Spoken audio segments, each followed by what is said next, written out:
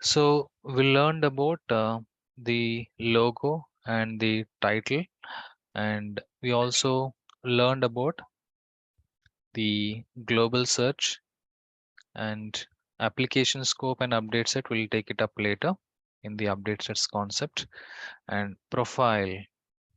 So you can see the details of the logged in user on the profile. So the user account details, right? So I logged in with the name as system administrator. Username is different, full name is different. Username is the something similar to the employee ID. Okay, when you join the organization, you will be given employee ID or associate ID or employee number. Okay, so username is something similar to that, but full name is full name of the user, right? First name and last name combination. Title is nothing but designation, right? What designation you have in the organization, that is a designation. That is nothing but title. So we learned about the profile yesterday, and so somebody was asking how can we change this title. So let's see that. So on the application navigator, right, click on all, then you will have a search or window here. You can type basic configuration UI16. So under system properties, you have basic configuration UI16. Click on this. So this is the system configuration page where you can change your banner frame properties. So you see here banner image for UI16. So here is a place where you can change your logo. So let's change. Click on plus. Take some image or icon.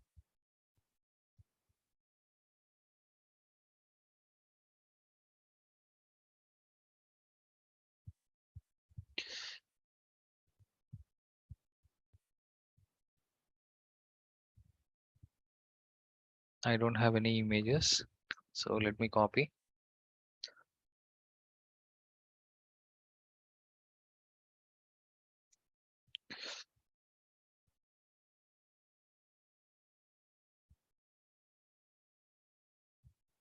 So I'll take this image.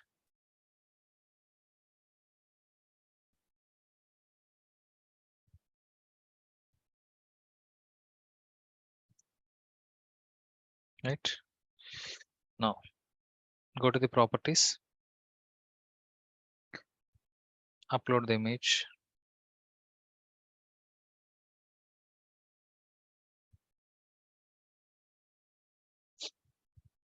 Right. So it is uploaded. And also here you can change the title of the instance. So lab environment, right? So you can change it to some dev environment. Right. Save the configuration. Right. So it is saved. Properties updated. Go to the home screen, refresh.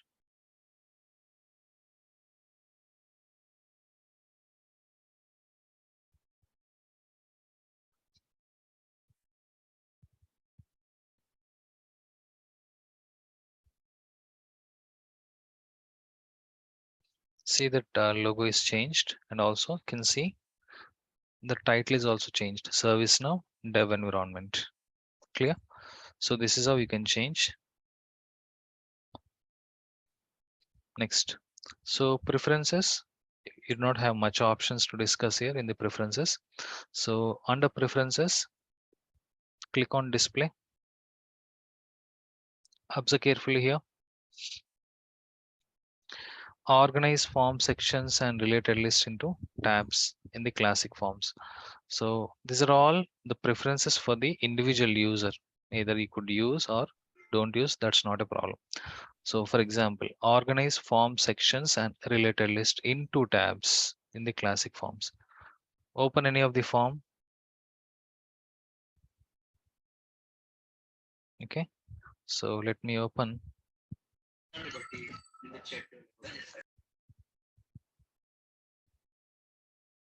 So I'm typing incident and I'm opening all the incident records here.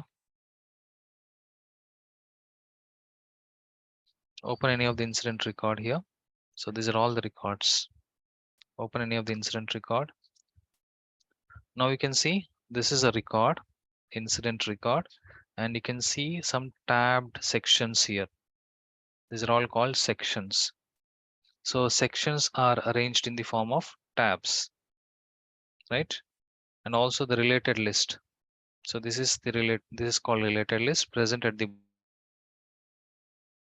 bottom of the record, and they are arranged in the form of tabs. Now what you could do, you could change the preferences to show these sections and related list not in tabs, in normal format. So you can go here, preferences, display. So organize form sections and related list into tabs in classic forms. Uncheck this, disable this, close, go to the incident record back, right? Refresh. Now you can see notes is one section, related records is other section. You're not seeing in the form of tabs. You're just seeing the sections from top to bottom.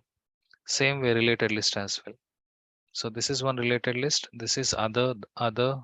Likewise, a related list as well are not showing in the form of tabs, right?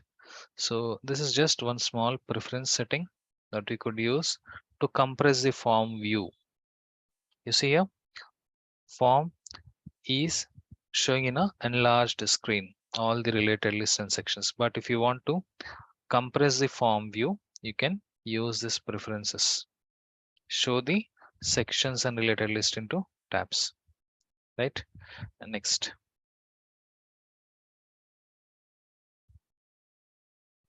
So date and time format. Date and time format. So now you have various formats here, right? So year, month, date, and then time, and how much time ago. Okay, how much time ago, and this also year, month, date, time, seconds is not present, and how much time ago, right? So now observe carefully. I'm selecting this format: year, month, date, date, minutes, hours, minutes, seconds, how much time ago. So this is a format I'm selecting. Now whichever the records you open, you will see the date and time format in the format which you selected in the preferences. So this is a format, right? So same format, the dates and time information will be displayed here to the users. See here, on these records, there are few fields like updated. So it captures the date and time information related to this record. So this is year, month, date, day, and then this is a time, hours, minutes, seconds, and then how much time ago, right? So basically updated is nothing but when was this record updated last time. So it captures the date and time of when was this recorded updated last time. So you'll see the information, date information in this format. For example, if you change the format here, say you change it to normal format, that is year, month, date, and then hours, minutes, and seconds. Close. So you're not displaying ago format, time ago format.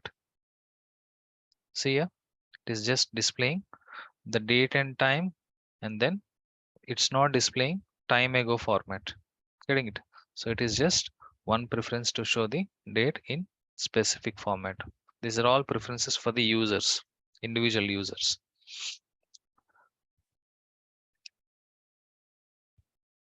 So this time zone is nothing but user can set his time zone here, so that whatever the data that he is trying to work or view will show as per the time zone selected here.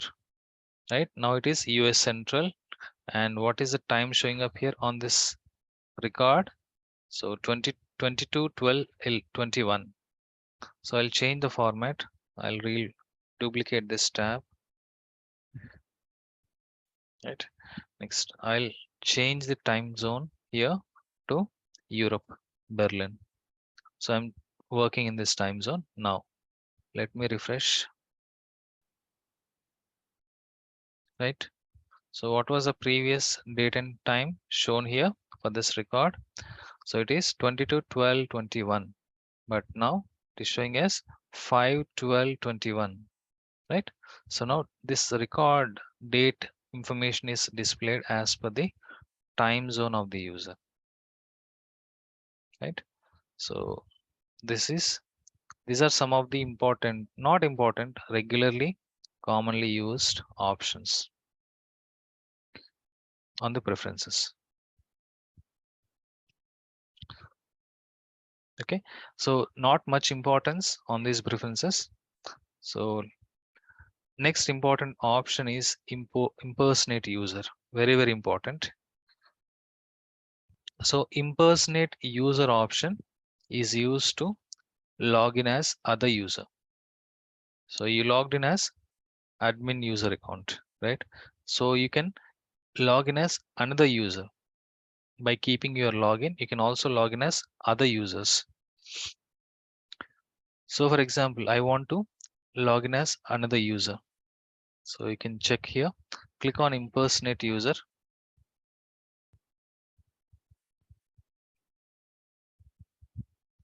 So you will see a dialog box coming up here, and you can select a user to impersonate. So to which user you want to impersonate, you can search for the user here. Okay, so type somebody, say Abel.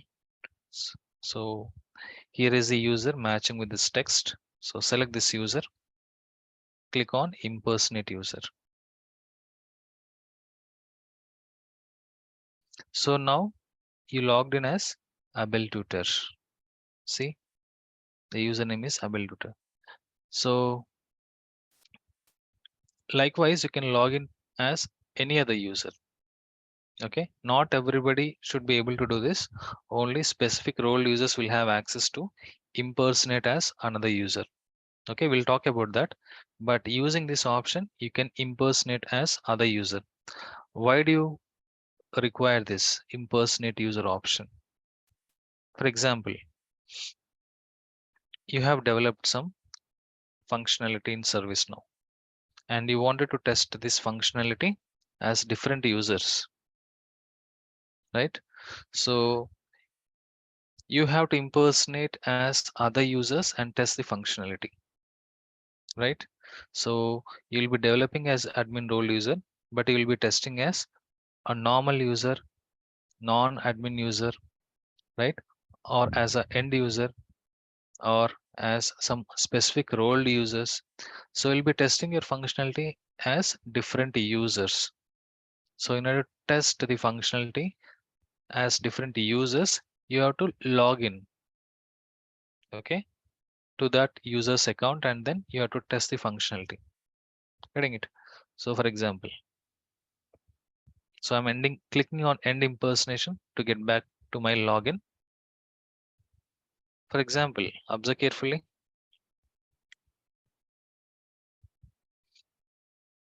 So I'm typing incident here and I click on all,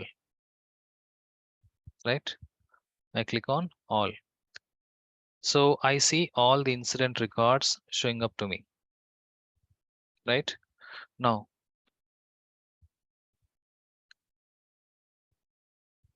so I open this incident record.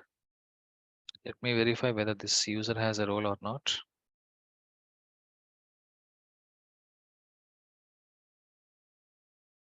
Doesn't have any roles, right? Now observe carefully. I logged in with admin user account. Okay. So I have access to the incident records and I'm able to view the incident record. So I log in with another user. So I'll impersonate to this user, Prakash Rao. right? So click on impersonate user.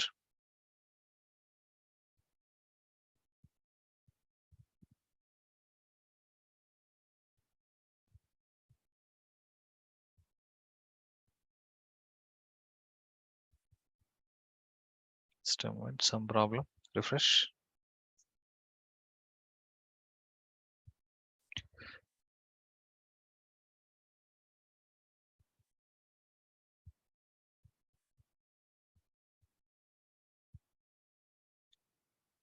Right, so I'm impersonating using Prakash.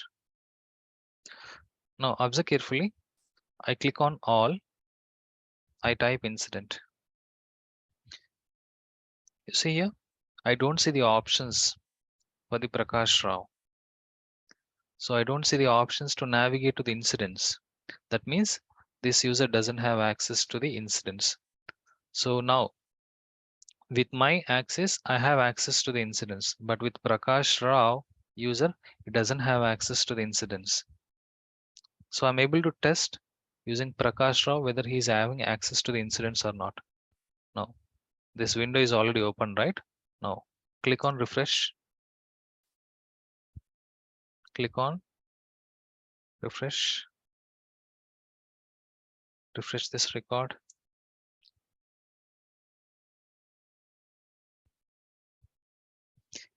He has access at a different view. He has access to the incident, but in a different view, but not at the complete view. He doesn't have access. See, only few fields he's able to see, but not all the information related to this record, right? So now when I log in as normal admin user account, I see these are all the details from the incident record. I can see all these details, but Prakash Rao is not able to view the complete details of the record. And he's also in a different view. He doesn't have access to the normal view or default view. So we are able to test by logging as different user and verify the functionality. One more thing, observe carefully. So I can end the impersonation to get back to my login.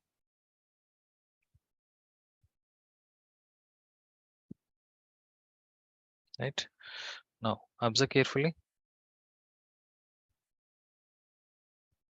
So I logged in as admin user account. I type ACL here.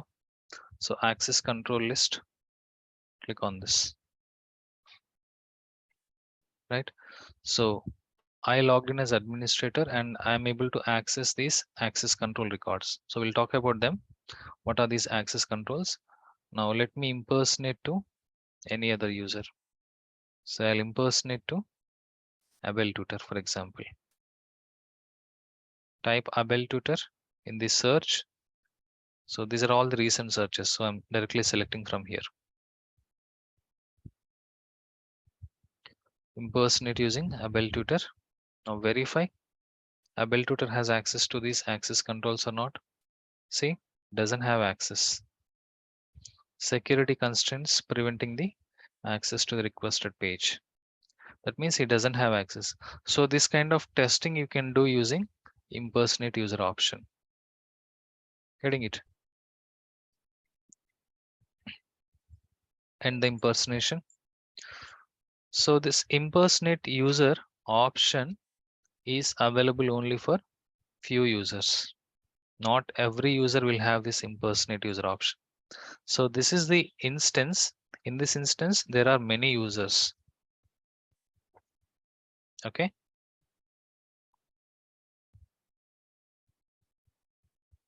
So these are all the users present in this instance. So total 721. So all these users are present in this instance. Not everybody will have admin access. Like I logged in as admin user account. So I have super privileges. Not every user here will have super privileges. Only few users will have super privileges to access the complete instance information. Now, so in order to have impersonate user option available here, a special role is required. Okay.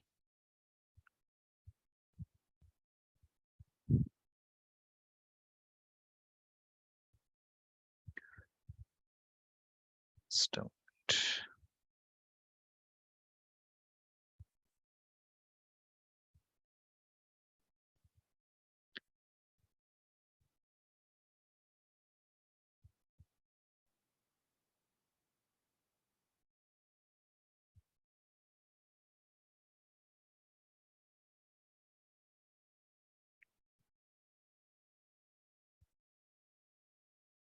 Right. Take some notepad.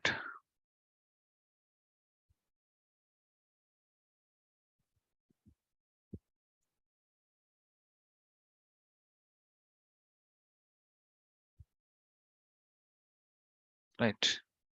So impersonate user.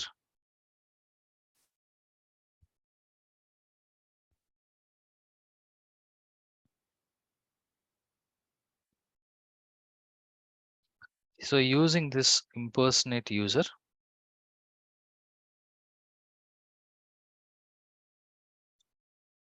a user can log in as another user. Okay. So a role required to have this impersonate user option. So what is a role? So impersonator. So this is a role required. Okay. So a user with this role will have impersonate user option. Generally, testing team in the project. So ServiceNow, the people who are working on ServiceNow testing, so they will have this impersonate user role, impersonator role, because they will be testing. Their job is to do the testing for the functionality. So you as a developer, you will be developing the functionality.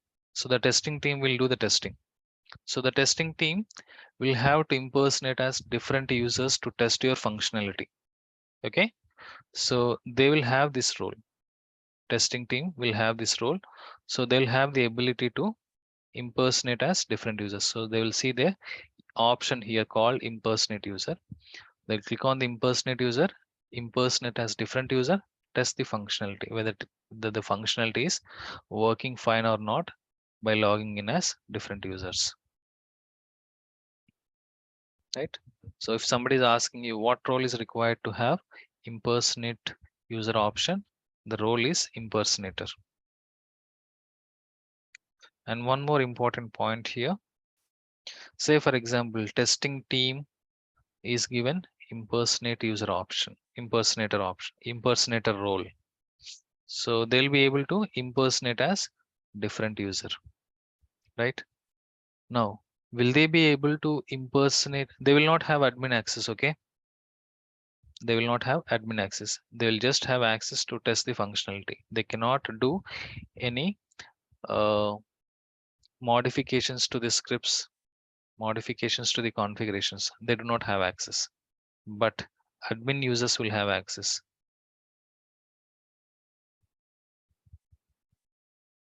Admin role users will have complete access to the instance. Okay. So I can check, you can check your profile role here. Click on your profile on this window. On this form, you can see context menu, view, and then change it to default view. Okay. Now scroll all the way down. So this is the admin user account details. So admin user record here. You can scroll down. You can see roles here. So these are all the roles present for this user account, admin user account. So search for the role. So these are all available list of roles added to this user, 53 roles in total. So check for admin.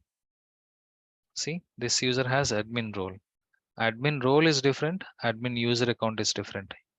So user ID is admin and role is admin. Both are different. So role, check what this role will do. Click on this. So how do you open this admin role record? Control and then left press the mouse. Okay. Just a minute. So this is the admin role. So whoever the user have admin role is called super user. Okay.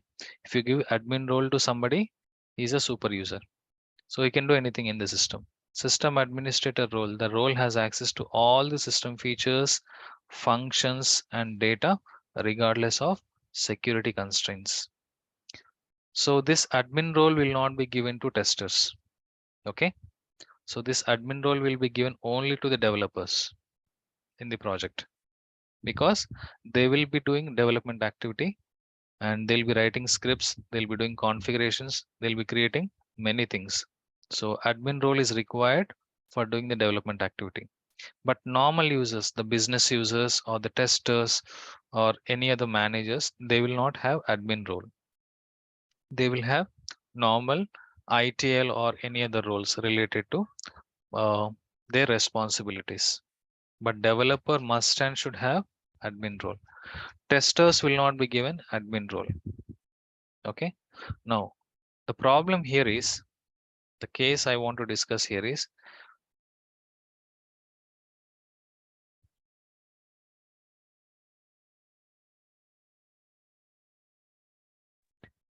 now, so testers will have impersonate user option. So now testers can impersonate to any other user. So if testers can impersonate to admin role user, they can access scripts, they can access configurations, and they can do the modifications as well. That is a harm actually. There is a risk there. Even though they don't have admin access, but if they are given ability to impersonate to the admin role user, there is a chance that testers can also modify script. Getting it? So observe carefully. I am impersonating as another user, say Abel Tutor. I logged in as Abel Tutor and I can modify the records. Right? Consider I am a tester. I am not an admin role user. I logged in as a tester, impersonated as Abel Tutor, and I can access few records and I can modify them. Similarly, if testers are given access to impersonate to the admin role user, there is a chance that they can modify the sensitive information. They can modify some script, okay, which will break the functionality. Getting it? So there is a precaution taken here by ServiceNow. So testers or the users who doesn't have admin access and who just have impersonate user option, impersonator role, they cannot impersonate to the admin role users.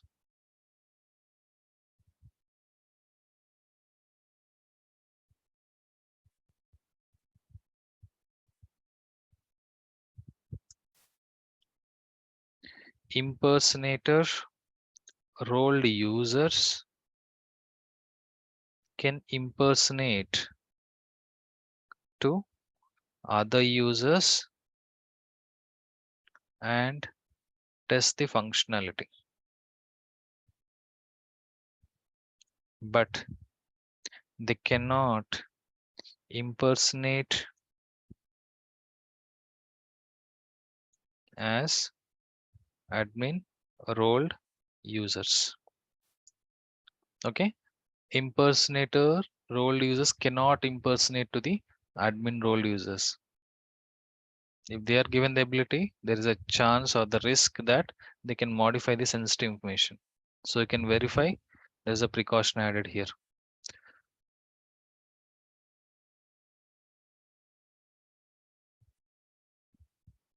So go to roles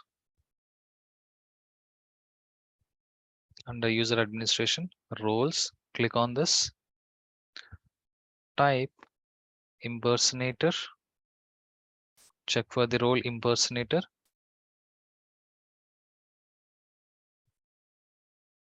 So can impersonate to any user doesn't allow impersonation to the admin users, right? They can impersonate to any users except admin role users. Is that clear?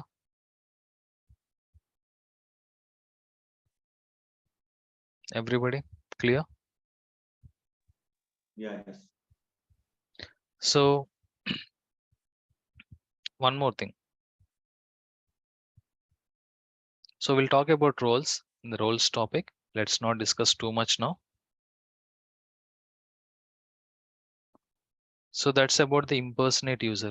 So mostly this will be used for the testing purpose, and this role will have main importance for the testers, QA team, quality analysis team. Next, elevate role.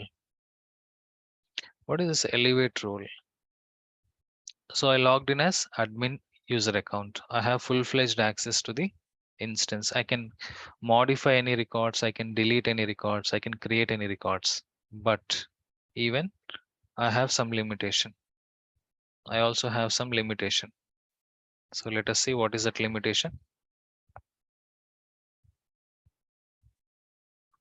right? So I logged in as admin user account. Now I have a limitation.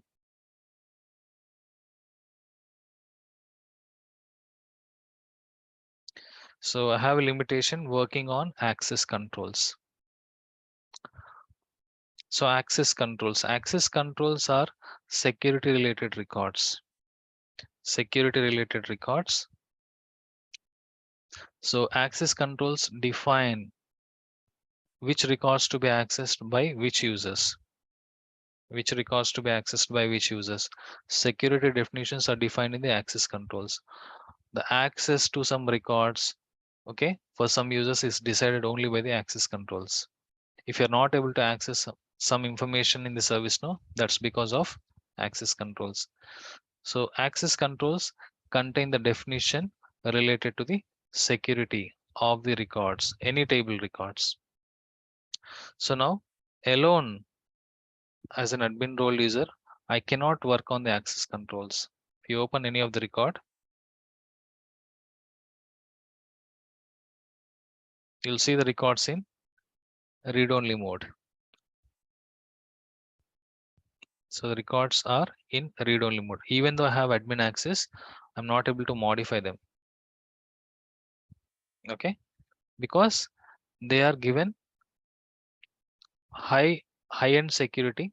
Okay, so nobody should be able to edit these records. So in order to edit these records, we need extra privileges. Admin role is not sufficient and extra roles are required to work on these access controls. Okay, so in order to get those extra privileges, we'll have to elevate our privileges. So you can click on this elevate role, and there is a role present here for elevating the privileges, security underscore admin. So we need to elevate to this role to get the access to the access controls. So admin role users will not be given access to this access controls alone. The admin role user has to elevate the privileges to security underscore admin role. So check this to true and then click on update. Right? So now I elevated my privileges. Now you can check, you'll have access to the access controls.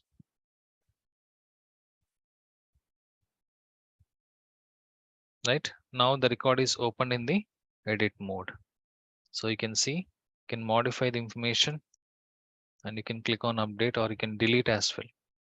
So access controls will require additional privileges to work on. Admin role is not sufficient. Most important question for the certification. Okay, so elevated privileges.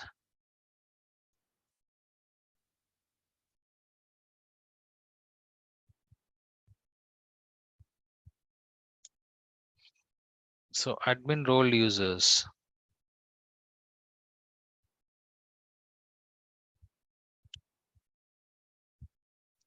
will not be able to edit the access controls.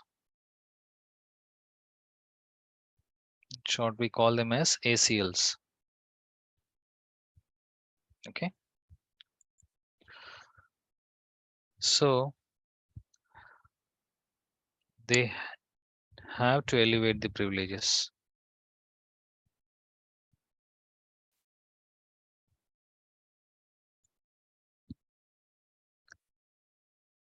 Security underscore admin role to have edit access to the ACLs,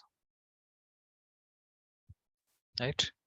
So which role is required to elevate the privileges to work on the access controls?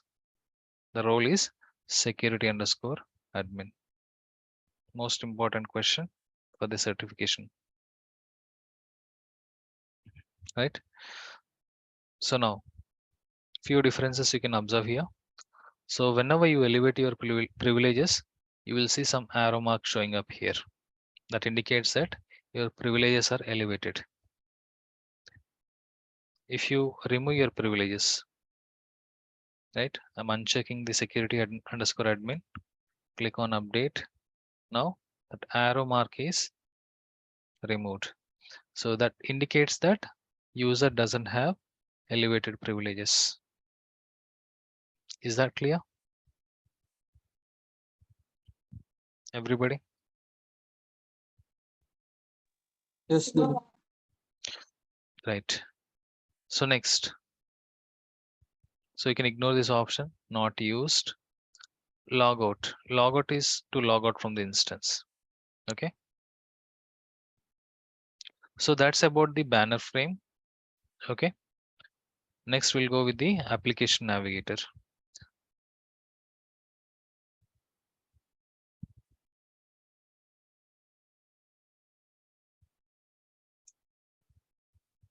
Okay. So name itself says application navigator. Navigator used to navigate to the applications. It is used to navigate to the applications. So click on all and you will see a navigator here. So on this, you're seeing some tree structure items. So this is the first element is present on the highest hierarchy. Next, these are all the branches present to this element. So these are all called modules.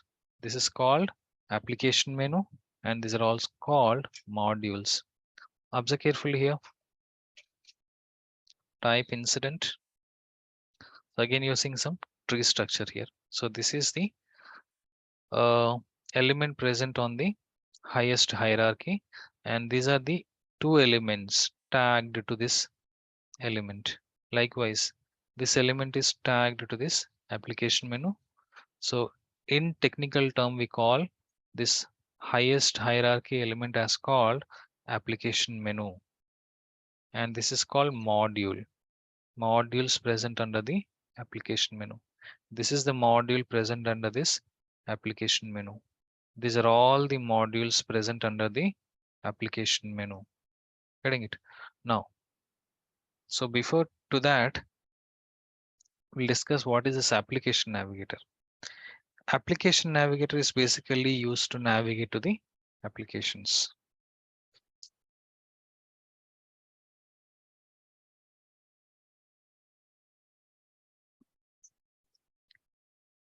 Used to navigate to the applications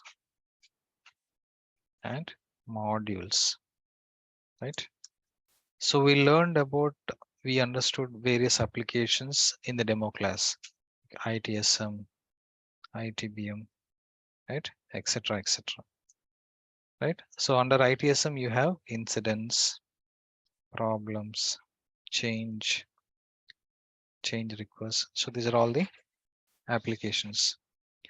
Like under ITBM, you have projects, demands, right? So various applications. So you can navigate to these applications from the application navigator. Can navigate to these applications from the application navigator. So observe carefully here. Type incident. Incident is one ITSM application. Now incident, you see here, incident, you're seeing some other details here. So you can create new incident using this module, right? So this is a form to create new incident. So you can navigate to all the records of the incident clicking on all. So you're able to navigate to the application related information from the application navigator. You're able to navigate to the application related information from the application navigator. Now type something like change request. Okay, so just type change. You can create change request using this create new, or you can navigate to all the records of the change request. So these are all the change requests. So you're able to navigate to the change related application related information using the application navigator. Likewise, navigate to the users. Okay, so you can navigate to the users information from the application navigator. Click on users administration, users, click on this. You will see the users information here. Likewise, type something like projects, right? So projects, click on, so these are all related to the ITBM. So projects, click on all. So these are all the projects. So you're able to navigate to the projects information from the application navigator, right? So we can define this way. Application navigator is used to navigate to the applications and modules. Getting it? Now, whenever you type something here, the results are filtered based upon the text that you're searching here. When you type project, all the modules and applications are related to the project are showing up here. Getting it? So this is called application menu, and these are all modules tagged under this particular application, right? So now this is an application menu, and these are all the modules tagged under this application. So application name is project. So all the modules present under this application will be showing here. Getting it? Say for example, you search with CIO. See here, this is an application and this is a module. Now CIO is present in the module name, right? It's not present under the project. It is the CIO is present under the name of a module. So whenever you search with a module name, the module will show and the application which is tagged to that module will show. Okay, when you search with a module name in the application navigator, the module will show and the application related to that module will also show in the results. But for example, if you search for some application directly here, right? So you see here project. So this is an application. So all the modules present under the application will show in the results. So modules may not contain project, right? But application contains project. So all the modules will be listed here, which are tagged under the application menu. Is that clear? So basically it is used for navigating to the applications and modules, right? So looking at the hierarchy itself, you should be able to identify what is an application, what is a module, right? So now on the application navigator, so like yesterday we searched in the global search, we searched with them system property, right? So when you search with them system property, you will see the results showing up. So this is a property and you're able to navigate to the property. Now, for example,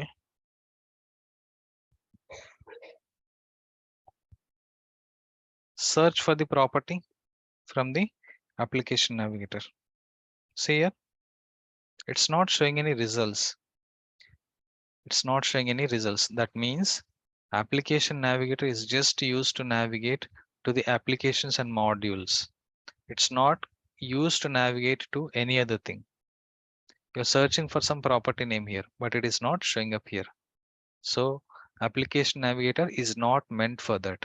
Application navigator is only meant for navigating to the application. You cannot search the properties. You cannot search directly any records here. Say for example, let's search for this record.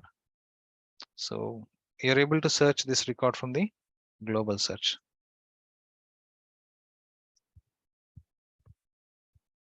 Right? You're able to search this record from the global search, but cannot search this record from the navigator. You see here, it is showing no results. Getting it? So it's not meant for searching any other thing except the applications and modules. Is that clear? Yes, sir. Any other questions, anybody? So we'll wind up the class for today. Any questions?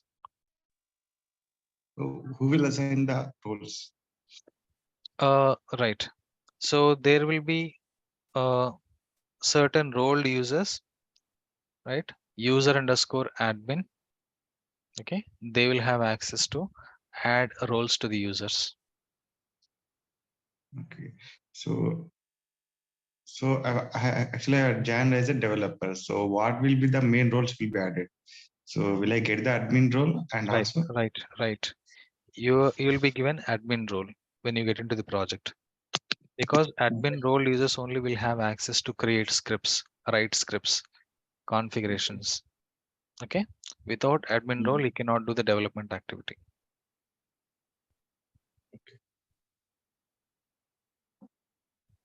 If you have admin role, you will have all the other roles automatically. Okay.